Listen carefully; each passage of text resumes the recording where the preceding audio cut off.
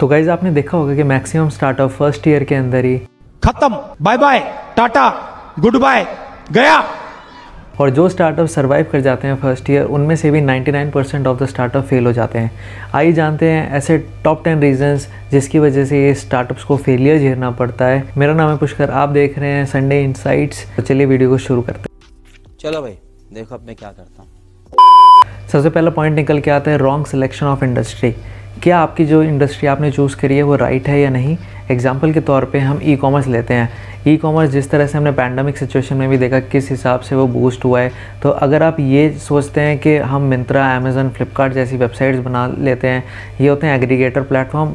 अगर आपको नहीं पता इन प्लेटफॉर्म्स के बारे में तो कमेंट डाउन बिलो, हम इस पर भी वीडियो प्लान कर सकते हैं। तो अगर आप इन सब कंपनी से कम्पीट करना चाहते हैं तो ये थोड़ा ज़्यादा डिफ़िकल्ट होगा। एक एग्जांपल देता हूँ, जैसे कि कोई भी प्रोडक्ट 5000 का हमें मार्केट में मिलता है ऑफलाइन, और वही सेम प्रोडक्ट ऑनलाइन के अंदर आपको 4000 का मिलता है, तो आप प्रेफर करेंगे ऑनलाइन बाय करना। इस हिसाब से 1000 रुपीज़ अमेज़न को हो रहा है लॉस। तो अमेज़न अभी एक्सपैंड कर रहा है, वो कस्टमर को एक्वायर करने के ऊपर ज़्यादा ध्यान दे रहा है इंस्टेड ऑफ कि वो प्रॉफिट में रहे। अमेज़न के ई कॉमर्स के अलावा भी उसके बहुत सारे प्रोडक्ट्स हैं जिसकी वजह से उनको रेवेन्यू जनरेट हो रहा है। ऐसे में किसी न्यू प्लेयर का मार्केट के अंदर आना और वो भी लॉस के अंदर ऑपरेट करना, वो इतना सक्सेसफुल नहीं होगा। Same goes with Myntra also, Flipkart also, मतलब जितने भी ई कॉमर्स वेबसाइट हैं वो भी लॉस में ऑपरेट कर रहे हैं ताकि वो कस्टमर ज़्यादा से ज़्यादा एक्वायर कर सके और इन द लॉन्ग टर्म वो प्रॉफिटेबल हो सके। तो सबसे फर्स्ट रीज़न हमारा यही आता है कि क्या आपकी इंडस्ट्री और जो मार्केट आपने चूज़ करी है वो भी इतनी कम्पिटिटिव है कि वो लॉस में भी ऑपरेट कर रही है और आप भी लॉस में ऑपरेट कर सकते हैं। तो ये रीज़न हो सकता है स्टार्टअप फेलियर का। दूसरा पॉइंट निकल के आता है फॉल्टी बिजनेस मॉडल। क्या आपके जो बिज़नेस का मॉडल है वो इतना ज़्यादा फॉल्टी है या फ्लेक्सिबल नहीं है। फॉर एग्जांपल, अगर आपका कोई प्रोडक्ट है 5000 रुपीज़ का ही और उसके अंदर जो रॉ मटेरियल्स की कॉस्ट आ रही है वो लग के प्रोडक्ट बनता है 4000 रुपीज़ का, तो आप रखते हैं प्रॉफिट मार्जिन 1000 रुपीज़ का। क्या आने वाले टाइम के अंदर अगर रॉ मटेरियल्स की कॉस्ट 4500 हो जाती है तो आप अपना प्रॉफिट मार्जिन कम रखेंगे तो आप सर्वाइव कर सकते हैं, या आपको भी अपना प्रॉफिट मार्जिन बढ़ाना होगा। लेकिन आपने ब्रांडिंग और मार्केटिंग इस हिसाब से कर रखी है कि आप चीपेस्ट प्रोडक्ट देते हैं एक अच्छी क्वालिटी के अंदर, तो क्या आप उस टाइम पे कॉम्प्रोमाइज़ कर सकेंगे अपने प्रॉफिट मार्जिन से।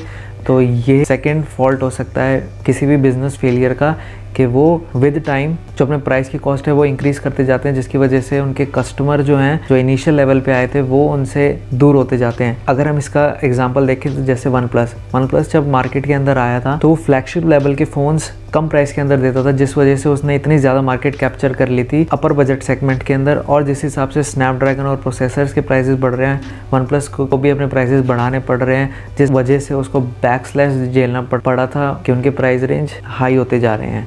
थर्ड पॉइंट आता है मार्केट डिमांड। क्या आपके प्रोडक्ट की मार्केट डिमांड है?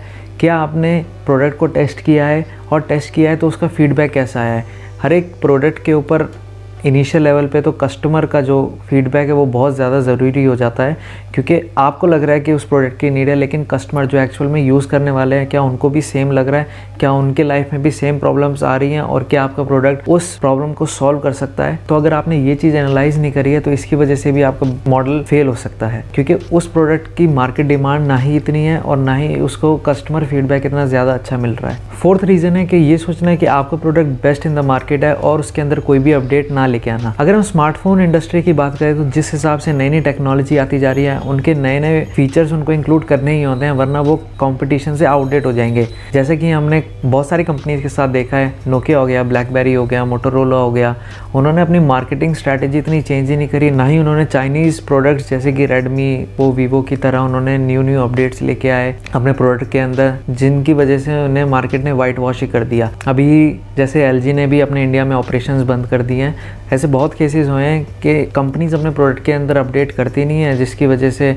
उनका इवेंचुअली जो भी आइडिया होता है वो फेल हो जाता है। तो ट्राई करिए अपने प्रोडक्ट के अंदर टाइम टू टाइम अपडेट लेते आइए, इंडस्ट्री के साथ मूव करिए, और ऐसी न्यूज़ से अपडेटेड रहने के लिए आप हमारे चैनल को सब्सक्राइब कर सकते हैं, क्योंकि हम वीक के अंदर 3 वीडियोस पोस्ट करते हैं न्यूज़ और स्टार्टअप और बिजनेस से रिलेटेड, जो कि बहुत ज़्यादा इंसाइटफुल और हेल्पफुल होगी इंडस्ट्री के साथ अप टू डेट रहने से।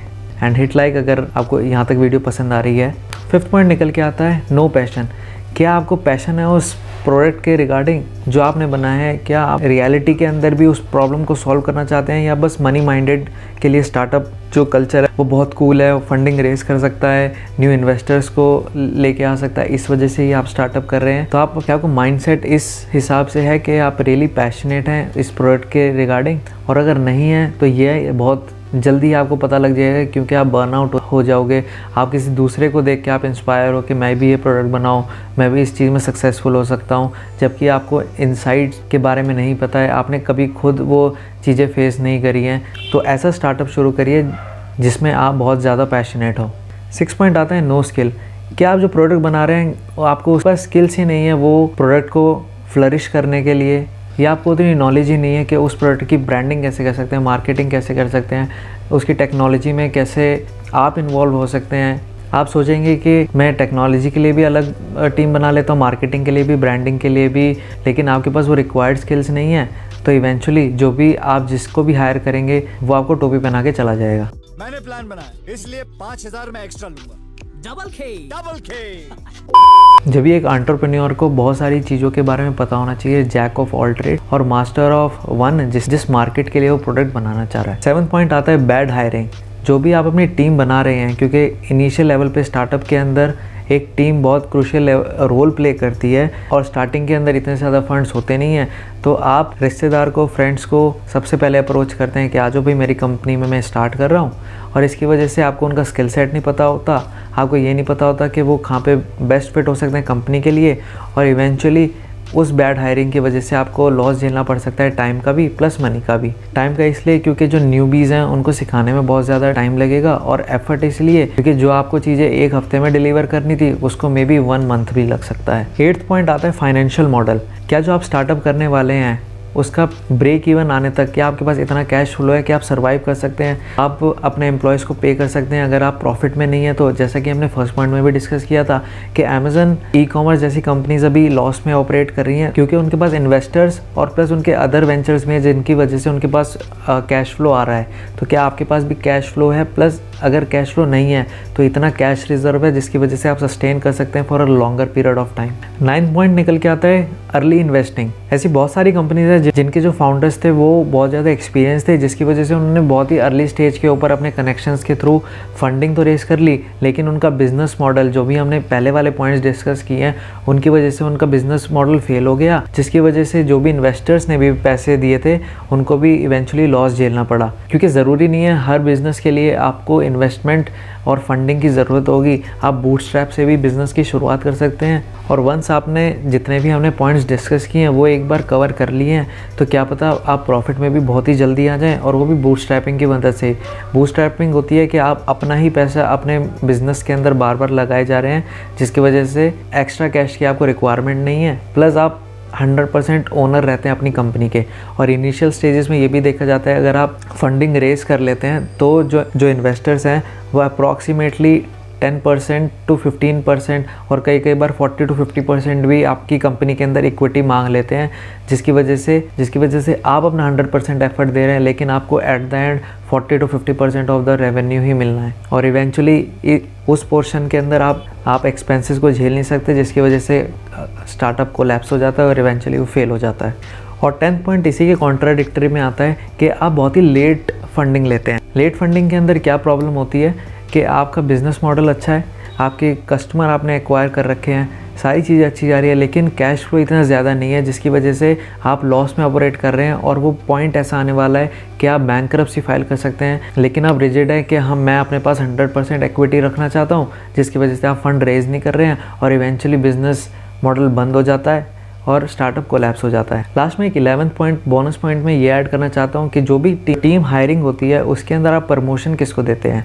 नंबर 1 थिंग, आप किसी एक्सटर्नल पर्सन को हायर करें जिसके पास एक्सपीरियंस है, लेकिन आपके बिजनेस के बारे में उसको पता नहीं है, तो वो मनी तो बहुत ज़्यादा लेगा लेकिन वो बहुत ज़्यादा टाइम ले सकता है आपको वैसा प्रॉफिट देने के लिए। और दूसरा आप देखेंगे कि जो मेरे करंट एम्प्लॉयज़ हैं उसमें से किसी को लेके आऊँ तो उसके पास, तो क्या पता उसके पास इतनी पोटेंशियल ना हो इतना स्केल करने के लिए आपके बिज़नेस को, तो जिस वजह से भी आपको लॉस झेलना पड़ सकता है। तो सस्टेनेबिलिटी और स्केलेबिलिटी पे आपको बहुत ज़्यादा ध्यान देना है कि इनिशियल स्टेज के अंदर जो आप टीम हायरिंग कर रहे हो कि कौन सा लंबी रेस का घोड़ा है और कौन आपका साथ जल्दी छोड़ देगा। या तो आप प्रमोशन दो पोटेंशियल प्लस परफॉर्मेंस वाले बंदे को, या दो स्किल और जिसके पास विल हो उसको।